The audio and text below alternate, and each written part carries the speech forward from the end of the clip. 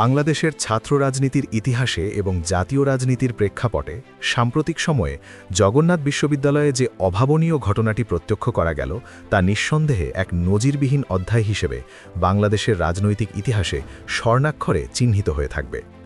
গত ১.৫ দশক বা ১৫ বছর ধরে যে ছাত্র সংগঠনটিকে রাষ্ট্রীয় প্রশাসনিক এবং সামাজিকভাবে কোণঠাসা করে রাখা হয়েছিল, যাদের নাম উচ্চারণ করাও অনেক ক্যাম্পাসে অঘোষিতভাবে নিষিদ্ধ ছিল এবং যাদের ওপর দমনপীড়নের সর্বোচ্চ খড়গ নেমে এসেছিল, সেই বাংলাদেশ ইসলামী ছাত্র শিবির আজ সকল প্রতিকূলতার লৌহ কপাট ভেঙে শীর্ষ নেতৃত্বের আসনে অধিষ্ঠিত হয়েছে।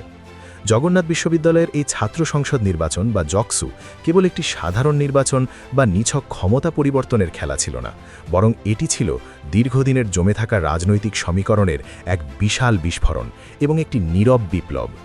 ডাকসুর পর ছাত্র রাজনীতির গতি প্রকৃতি বোঝার জন্য এবং ভবিষ্যৎ জাতীয় রাজনীতির রূপরেখা নির্ধারণের জন্য এই নির্বাচনটি ছিল একটি লিটমাস টেস্ট বা অগ্নি পরীক্ষা।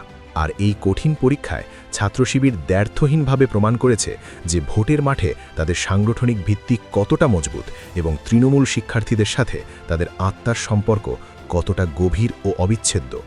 বিশেষ করে যখন ক্যাম্পাসের প্রায় সকল বিরোধী শক্তি ভিন্ন ভিন্ন মতাদর্শের হওয়া সত্ত্বেও এক হয়ে একটি অলিখিত জোট গঠন করেছিল এবং যাদের মূল লক্ষ্য ছিল যে কোনো মূল্যে শিবিরকে ঠেকানো, তখন সেই সম্মিলিত শক্তিকেও পরাস্ত করে একক আধিপত্য বজায় রাখা চারটিখানি কথা নয়। এটি প্রমাণ করে যে সাধারণ শিক্ষার্থীরা এখন আর অন্ধ প্রোপাগান্ডা, রাজনৈতিক লেজুরবৃত্তি বা ভাষা স্লোগানে বিশ্বাসী নয়, বরং তারা তাদের দুঃসময়ের সঙ্গী ও মেধার মূল্যায়নকারীদেরই বেছে নিতে শিখেছে। জগন্নাথ বিশ্ববিদ্যালয়ের এই নির্বাচনের ফলাফলের একটি গভীর রাজনৈতিক ও মনস্তাত্ত্বিক তাৎপর্য রয়েছে, যা জাতীয় রাজনীতির জন্য অত্যন্ত প্রাসঙ্গিক এবং শিক্ষণীয়। বিশেষ করে বিএনপির ভারপ্রাপ্ত চেয়ারম্যান তারেক রহমানের দেশে ফেরার পর এবং রাজনৈতিক পট পরিবর্তনের পর এটিই ছিল প্রথম কোনো বড় পরিসরের ক্যাম্পাস নির্বাচন বা শক্তির মহড়া। স্বাভাবিকভাবেই রাজনৈতিক বিশ্লেষক থেকে শুরু করে সাধারণ মানুষের ধারণা ছিল যে তারেক রহমানের উপস্থিতিতে এবং বিএনপির বর্তমান জোয়ারে ছাত্রদলের পক্ষে একটি বিশাল গণজোয়ার তৈরি হবে এবং জাতীয় রাজনীতির প্রভাব ক্যাম্পাসের ব্যালট বক্সেও সরাসরি প্রতিফলিত হবে। কিন্তু বাস্তবতা সম্পূর্ণ ভিন্ন চিত্র উপস্থাপন করেছে। দেখা গেল শিক্ষার্থীরা জাতীয় রাজনীতির গড্ডালিকা প্রবাহে গা বাসায়নি বা কোনো হাইপের পেছনে দৌড়ায়নি, তারা বরং অত্যন্ত সূক্ষ্মভাবে বিচার করেছে কারা তাদের অধিকার আদায়ে সোচ্চার ছিল, কারা গত ১৫ বছর অমানবিক নির্যাতনের শিকার হয়েও মাঠ ছাড়েনি এবং কারা মেধাভিত্তিক ও সেবাধর্মী রাজনীতির চর্চা করেছে। তারেক রহমানের নাম বা ছাত্রদলের বিশাল বাজেট ও শোডাউন কোনোটাই শিক্ষার্থীদের শিবিরের প্রতি আস্থা থেকে সরাতে পারেনি। এটি একটি স্পষ্ট বার্তা যে ক্যাম্পাসের রাজনীতি আর জাতীয় রাজনীতির সমীকরণ এক সুতোয় গাঁথা নয়। এখানে শিক্ষার্থীদের মন জয় করতে হলে প্রয়োজন দীর্ঘমেয়াদী সম্পর্ক, ত্যাগের মানসিকতা এবং সততা, যা শিবিরের কর্মীদের মধ্যে প্রবলভাবে উপস্থিত ছিল এবং তারা সেটি প্রমাণ করেছে। এই বিজয়ের নেপথ্যে যে শুধুই রাজনৈতিক কৌশল বা ভোটের গণিত কাজ করেছে তা ভাবলে ভুল হবে। এর পেছনে রয়েছে এক দীর্ঘ ও বেদনাবিধুর ইতিহাস, যা আজকের এই ফলাফলকে ত্বরান্বিত করেছে। গত ১৫ বছরে এই সংগঠনটির নেতাকর্মীদের উপর যে অমানবিক নির্যাতন চালানো হয়েছে, গুম, খুন এবং পঙ্গু করে দেওয়ার মতো ঘটনা ঘটেছে, তা সাধারণ শিক্ষার্থীদের মনে এক ধরনের গভীর সহমর্মিতা ও আস্থার জায়গা তৈরি করেছে। ক্যাম্পাসের প্রতিটি ইঞ্চিতে তাদের রক্ত ঝরেছে, তাদের ভাইয়ের লাশ পড়েছে, কিন্তু তারা কখনো প্রতিশোধ পরায়ণ হয়নি বা সহিংসতাকে বেছে নেয়নি। যখনই ক্যাম্পাসে বা রাজপথে কোনো সংকট তৈরি হয়েছে, তখনই এই সংগঠনের কর্মীরা নিজেদের জীবন বাজি রেখে সামনে এসেছে। তাদের এই আত্মত্যাগ ও হাজারো শহীদের রক্ত আজ ব্যালট বিপ্লবে রূপান্তরিত হয়েছে। প্রকৃতির বিচার বড়ই অদ্ভুত। যারা একসময় ক্যাম্পাসে নিষিদ্ধ ছিল এবং যাদেরকে নিশ্চিহ্ন করার জন্য রাষ্ট্রযন্ত্রের সকল শক্তি ব্যবহার করা হয়েছিল, আজ তারাই শিক্ষার্থীদের রায়ে ক্যাম্পাসের চালকের আসনে। এই ফলাফলকে কেবল সাংগঠনিক বিজয় হিসেবে না দেখে বরং মজলুমের দীর্ঘশ্বাসের একটি বাস্তব প্রতিফলন এবং শহীদের রক্তের প্রতিদান হিসেবেও দেখা যেতে পারে। জগন্নাথ বিশ্ববিদ্যালয়ের এই রায় প্রমাণ করে যে পেশি শক্তি বা অর্থের দাপট দিয়ে সাময়িক প্রভাব বিস্তার করা গেলেও মানুষের বা শিক্ষার্থীদের হৃদয়ের স্থায়ী আসন কেনা যায় না। সাংগঠনিক সক্ষমতার দিক থেকে বিচার করলে শিবিরকে অনেকেই একটি নিখুঁত যন্ত্র বা সুশৃঙ্খল মেশিনের সাথে তুলনা করেন। তাদের চেইন অফ কমান্ড বা নেতৃত্বের ধারাবাহিকতা এবং কর্মীদের আনুগত্য এতটাই শক্তিশালী যে প্রতিপক্ষ হাজার চেষ্টা করেও তাদের ভোট ব্যাংকে বিন্দুমাত্র ফাটল ধরাতে পারে না। ভোটের রাজনীতিতে এই ধরনের সুশৃঙ্খল কাঠামোকে অনেকে ইতিবাচক অর্থে একটি অদম্য শক্তি বা অপরাজেয় শক্তি হিসেবে অভিহিত করেন, যাকে প্রতিহত করা প্রায় অসম্ভব।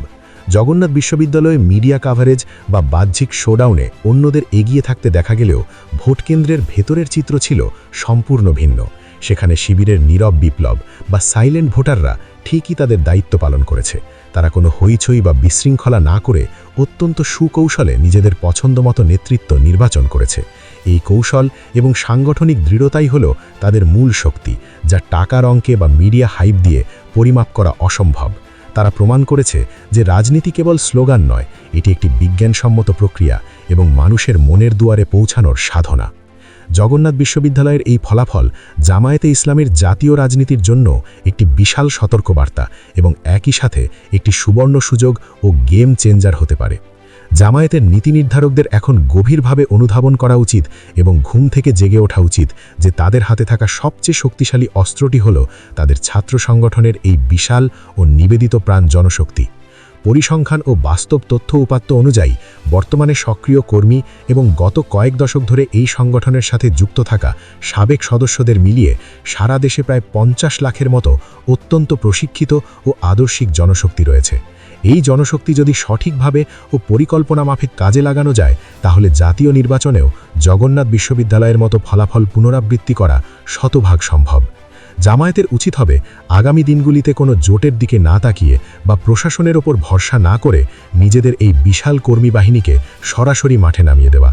কারণ অতীতে দেখা গেছে জোটের রাজনীতি অনেক সময় দলের নিজস্ব শক্তিকে ম্লান করে দেয় এবং অন্যের ওপর নির্ভরতা বাড়ায়।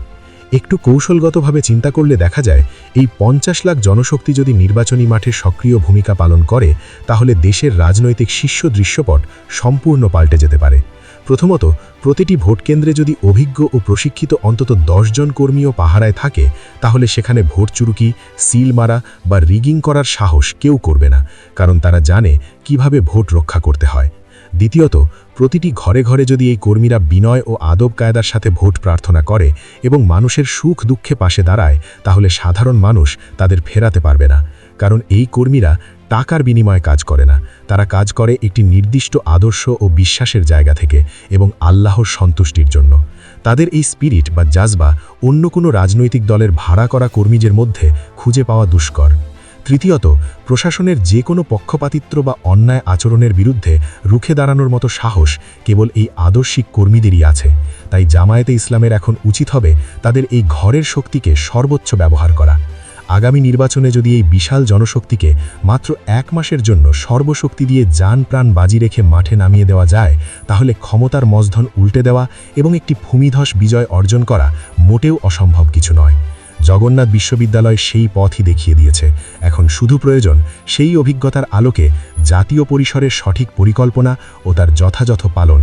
সময় এসেছে এখন আর রক্ষণাত্মক কৌশল নয়, বরং আগ্রাসী সাংগঠনিক কৌশলে এগিয়ে যাওয়ার এবং শহীদের রক্তের ঋণ শোধ করার।